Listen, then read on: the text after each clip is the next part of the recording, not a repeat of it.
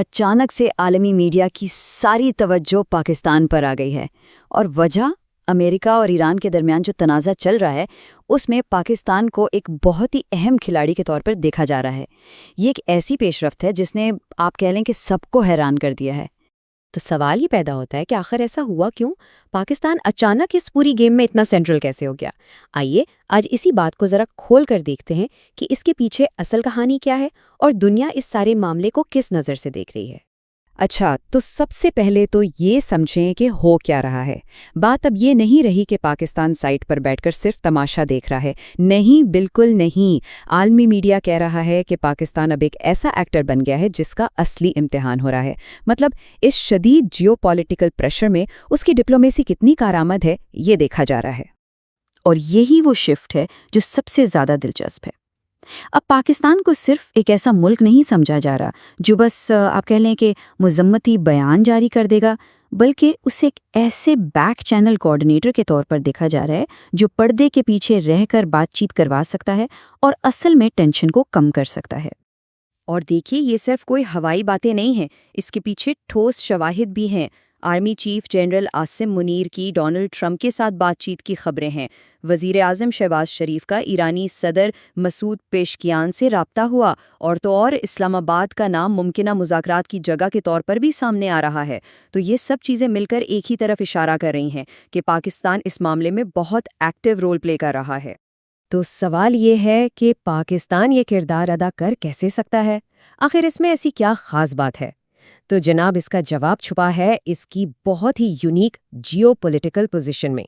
عالمی میڈیا اسے ایک ان ایکسپیکٹڈ برج، یعنی ایک غیر متوقع پل کہہ رہا ہے۔ ایک ایسا پل جو دو بالکل مخالف کیمپوں کو جوڑنے کی صلاحیت رکھتا ہے۔ یہ کام جتنا نازک ہے اتنا ہی اہم بھی۔ اور یہ پل کام کیسے کرتا ہے؟ دیکھیں، پاکستان کی خاصیت یہ ہے کہ اس کے ایک ہی وقت میں سب کے ساتھ ورکنگ ریلیشنز ہے۔ واشنگٹن سے بھی بات ہے، تہران سے بھی تعلقات ہیں، اور جو اہم خلیجی ممالک ہیں ان کے ساتھ بھی رابطے ہیں۔ یہی وہ نیٹ ورک ہے جو اسے ایک مؤثر ثالث بناتا ہے۔ اچھا، اب ذرا اس کہانی کے ایک اور بہت ہی اہم کردار کی طرف آتے ہیں، اور وہ ہے پاکستان کی سیکیورٹی اسٹیبلشمنٹ۔ کیونکہ جتنی بھی انٹرنیشنل رپورٹنگ ہو رہی ہے اس میں اصل فوکس اسی پر ہے۔ یہاں ایک فرق سمجھنا بہت ضروری ہے۔ دیکھیں، ایک طرف تو فارن منسٹری ہے جو کہ آفیشل ڈپلومیٹک چہرہ ہے، لیکن عالمی میڈیا کی نظر میں جو اصل پاور بروکر ہے، جس کے پاس فیصلہ کرنے کی طاقت ہے، وہ سیکیورٹی اسٹیبلشمنٹ ہے۔ اور انہی کے جو رابطے ہیں، جو اثر و رسوخ ہے، اسی کو اس سارے کھیل میں سب سے اہم مانا جا رہا ہے۔ اب یہ مت سمجھیں کہ یہ صرف ڈپلومیسی کی بات ہے۔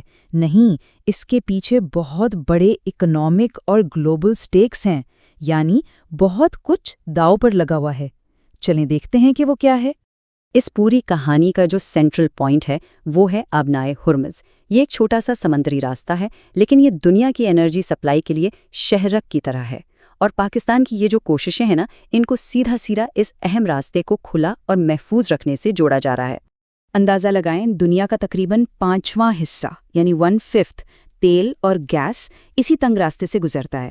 تو اگر یہاں کوئی بھی گڑبڑ ہوتی ہے تو اس کا اثر پوری دنیا پر پڑے گا۔ یہ اتنا بڑا رسک ہے، اور اس کا اثر تو ہم نے فورن مارکیٹ میں دیکھا بھی۔ جیسے ہی یہ خبریں آنا شروع ہوئیں کہ شاید کوئی بات چیت ہو رہی ہے، عالمی منڈی میں تیل کی قیمتیں فوراً $100 فی بیرل سے نیچے آ گئیں۔ تو یہ اتنا حساس معاملہ ہے۔ تو کہنے کا مطلب یہ ہے کہ یہ صرف ڈپلومیسی یا دو ملکوں کی لڑائی نہیں ہے، اس کا سیدھا تعلق انرجی سے ہے، ٹریڈ سے ہے، اور آخر میں جا کر اس مہنگائی سے ہے جو ہم سب کو متاثر کرتی ہے۔ تو اب اگر ان ساری باتوں کو جوڑ کر دیکھیں تو یہ صاف نظر آتا ہے کہ پاکستان کا کردار بہت اہم ہے، لیکن یہ کوئی آسان کام نہیں ہے۔ یہ ایک بہت ہی ہائی سٹیکس گیم ہے، ایک نازک بیلنسنگ ایکٹ۔ اب دیکھیں، ایک طرف امریکہ ہے اور ڈونلڈ ٹرمپ کا سٹانس بالکل کلیئر ہے۔ وہ جسے کہہ رہے ہیں اسٹرانگ نیگوسیشنز، مطلب وہ چاہتے ہیں کہ سیدھی، ڈائریکٹ اور ٹھوس بات ہو۔ اور پھر دوسری طرف ہے ایران، جو پبلکلی یعنی سب کے سامنے کسی بھی قسم کے ڈائریکٹ رابطے سے انکار کر رہا ہے۔ اب یہی وہ بنیادی مشکل ہے جس کے بیچ میں سے پاکستان کو راستہ نکالنا ہے۔ تو پاکستان کو یہاں ایک بہت ہی باریک لائن پر چلنا ہے۔ کیا وہ صرف ایک فیسیلیٹیٹر یعنی سہولت کار بنے گا جو دونوں کو میز پر لائے، یا پھر وہ ایک قدم آگے بڑھ کے ایک ایکٹیو پیس میکر یعنی امن ساز کا کردار ادا کرے گا؟ اور آخر میں ایک بہت اہم بات، دیکھیں، نتیجہ چاہے جو بھی نکلے، اگر یہ مذاکرات کامیاب ہو گئے تب تو یہ پاکستان کے لیے ایک بہت بڑی جیو پولیٹیکل جیت ہوگی۔ لیکن فرض کریں کہ بات نہیں بھی بنتی، تب بھی صرف اس کوشش کی وجہ سے ہی عالمی سطح پر پاکستان کا امیج ایک اہم اور مؤثر کھلاڑی کے طور پر قائم ہو رہا ہے۔ تو اب سب سے بڑا سوال یہی ہے کہ کیا پاکستان اس عالمی بحران میں ایک مؤثر امن ساز بن کر ابھرے گا؟ اس کا جواب تو خیر آنے والا وقت ہی دے گا، لیکن ایک بات تو طے ہے، یہ پورا واقعہ عالمی سفارت کاری میں پاکستان کے کردار پر ایک بہت ہی دلچسپ کیس سٹڈی بن گیا ہے۔